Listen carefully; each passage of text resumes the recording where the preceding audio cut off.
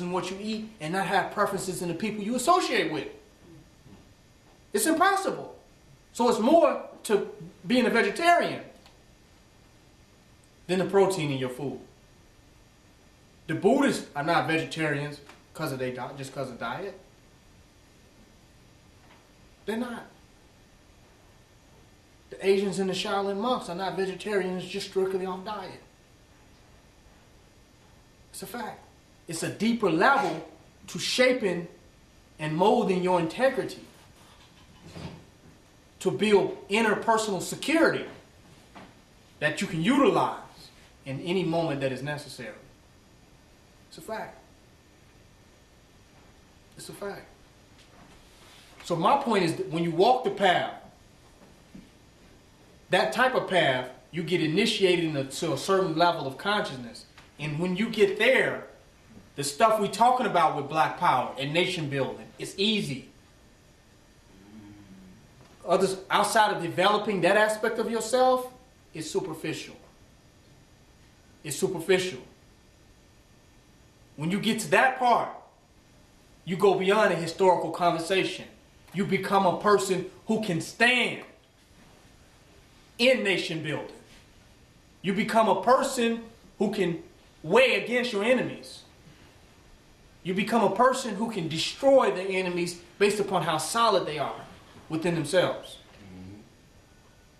Because it's one thing to have good intention for our people, but it's another thing to stand in a level of personal integrity where you are efficient against the challenges that show up for you.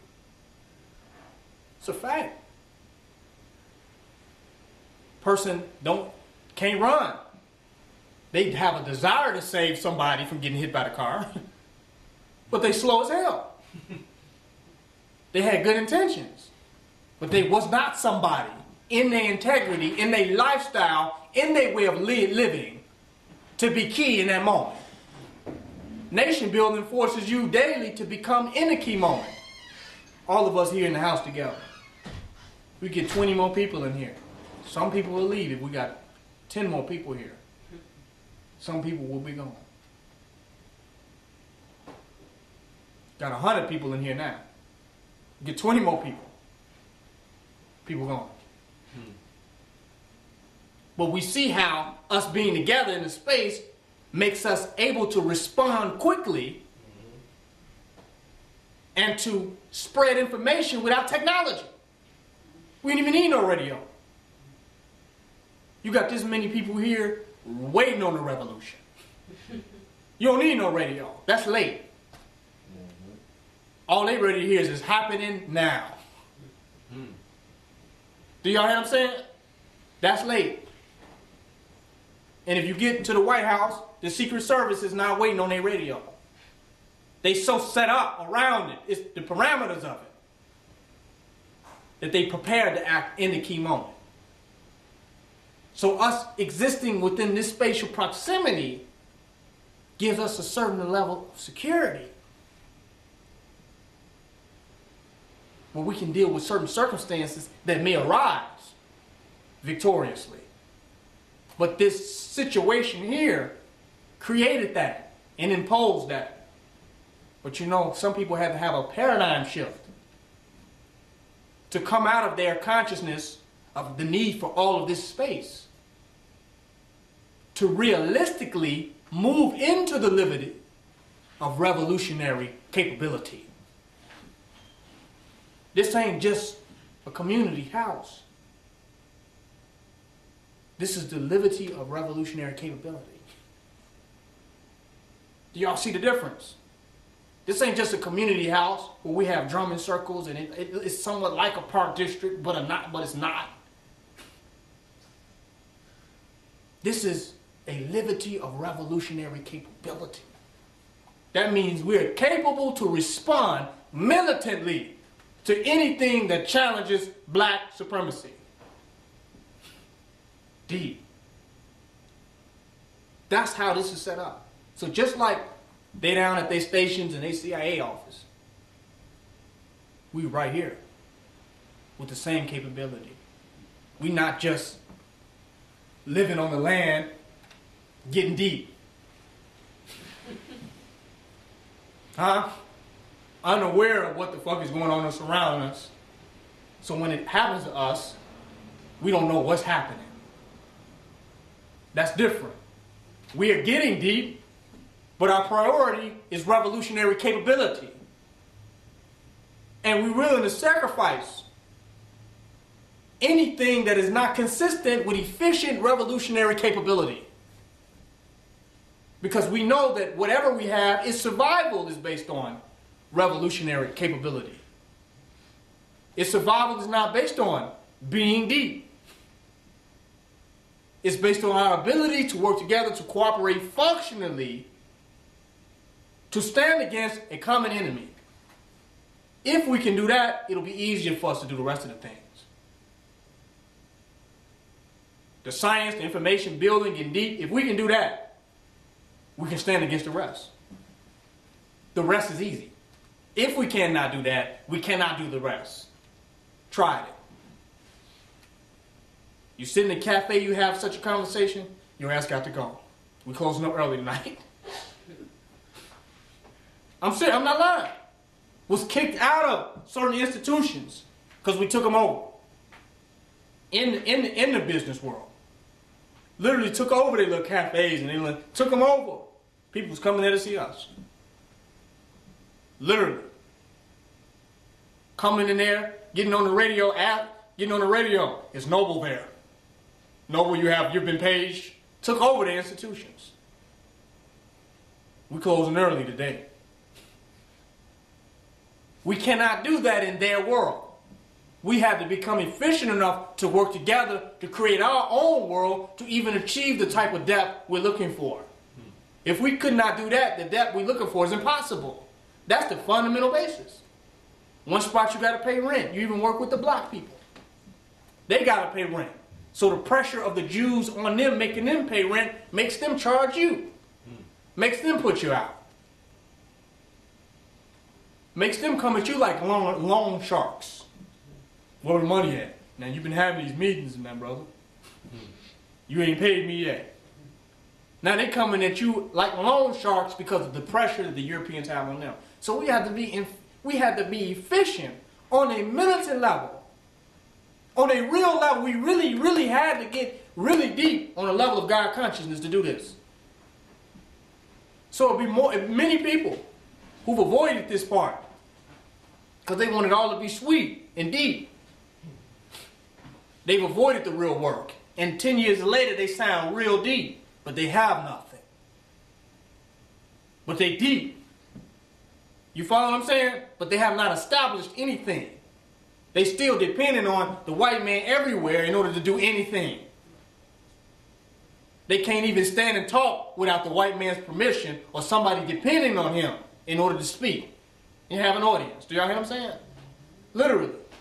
You got to sign this and sign for this day and you got to pay me this, that, and the other. So the only real way to become deep and conscious is to become efficient so you can house your own conversation. The white man has been housing our conversation at his universities. You in his house deep, but you ain't deep enough to get your own house back. Y'all follow what I'm saying? And that's the imbalance. We got people who can build pyramids. We got people that know how to communicate with extraterrestrials on different planets. We got people that know how to call down the mothership. You can't see it, dog. But they know how to call it down. They can look in the sky and make the mothership appear, but you blinked in that moment, so you couldn't see it.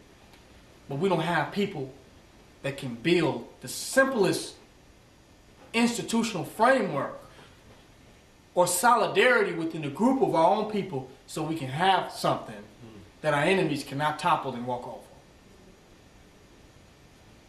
We want the greatest of things. But the greatest of things to desire are but the simplest of things. This is what experience should teach us. The greatest of things are the simplest of things. Because when you have established the simplest of things, You have allowed for those who are the most complex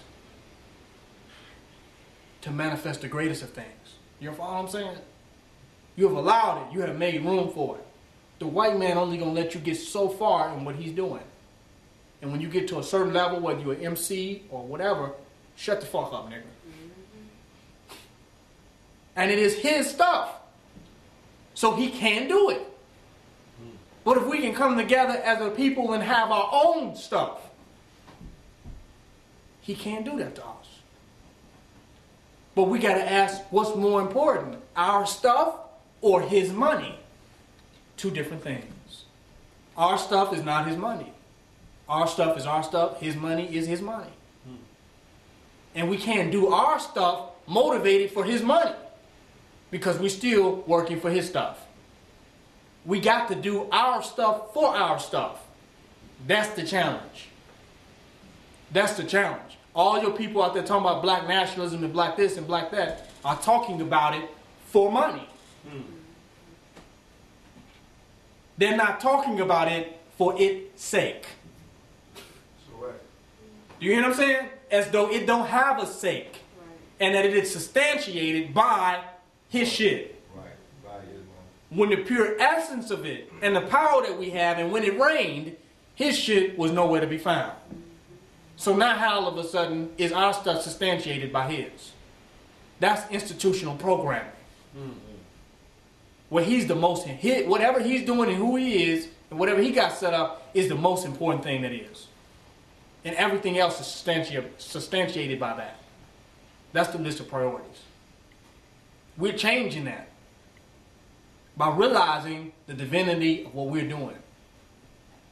The brother said he was developing something called Hip Hop Temple. I was a true hip hopper when I was into hip hop, till I found out what it was about. But you couldn't be no more really hip hop of riding the trains, selling your CD, giving your CDs out, being in this freestyle cipher, freestyling outside in the rain. You could have been no more serious about hip hop than I was. That was a temple approach to hip hop. Hip hop was a spiritual thing to me. And when I saw how fake and superficial niggas was, rapping for wallabies and clothes and jackets and, you know what I'm saying? So R&B. When I saw that, I was disappointed with that.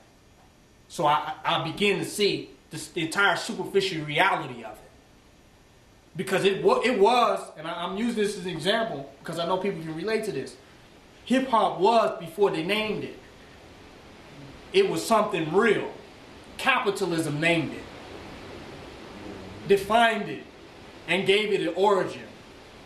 When it was an extension of our ancient culture, our rhythm, movement, expression, and solidarity among one another.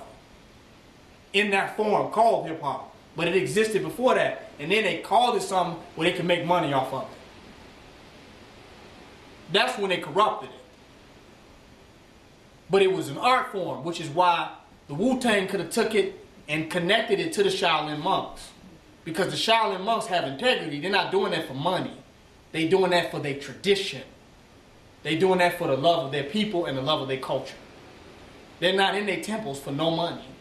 I guarantee you that. So some people was in hip-hop like that. You follow what I'm saying? That was a level of integrity that they had to hip-hop. That was like our monastery of our spiritual system through the music and the movement and the vocal expression. But when the white man when our slave master got a hold of that, he found another way he could pimp niggas. Then it became hip-hop. And it got away from the essence of what it really was. Now, while it got away from the essence of what it was, our essence still remains. Just not in that. You follow what I'm saying? They didn't kill essence. As long as there are black people here with DNA, our essence is still here. But it has been corrupted in that form. And now that form is confused with essence. And it's not. That's complete capitalism. That's completely about making money. That's completely about selling records. It has lost the cultural integrity of it.